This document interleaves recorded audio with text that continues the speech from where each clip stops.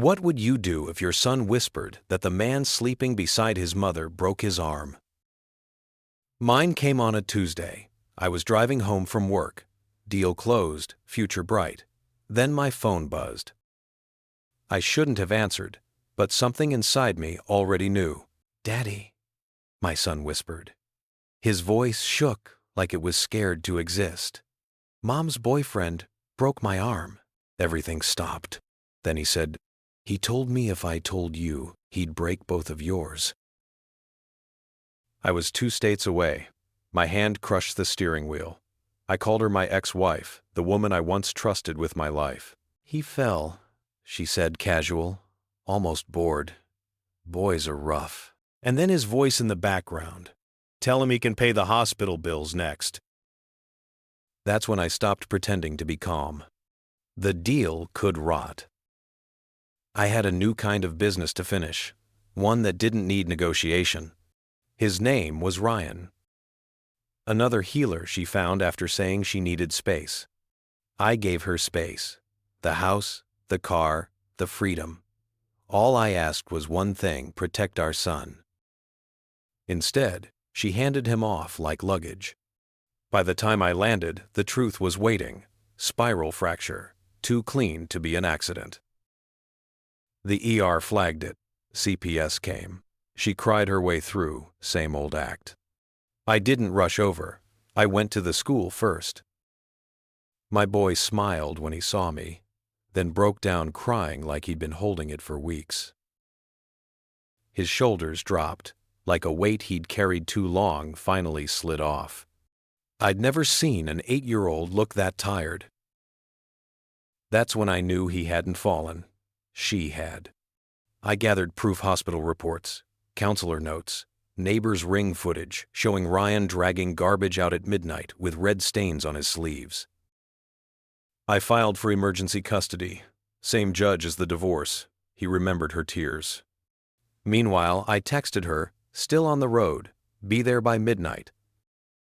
She sent a smiley. I sent silence. Let her choke on it. Before facing her, I met a child psychologist.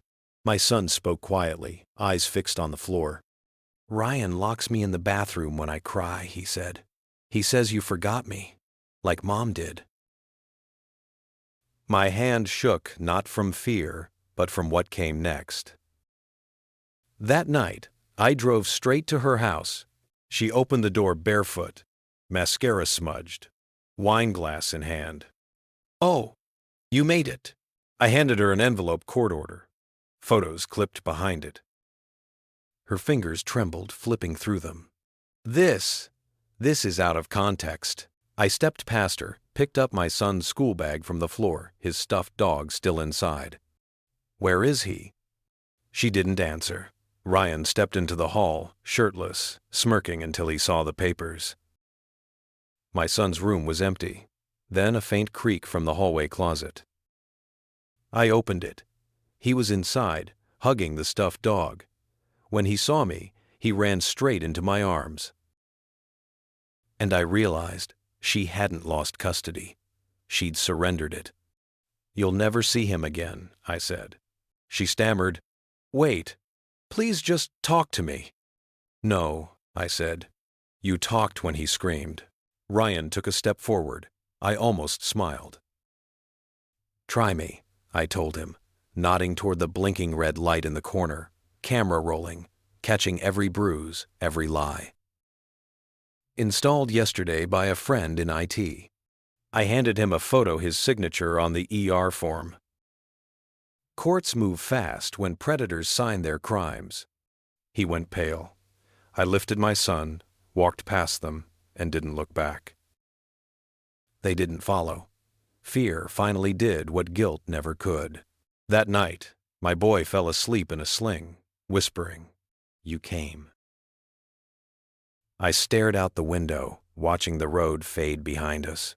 Thought about the woman who once held him like glass until she used him as leverage. But she forgot something. Glass cuts deep when it breaks. And I'd learned how to pick up the pieces quietly, one shard at a time.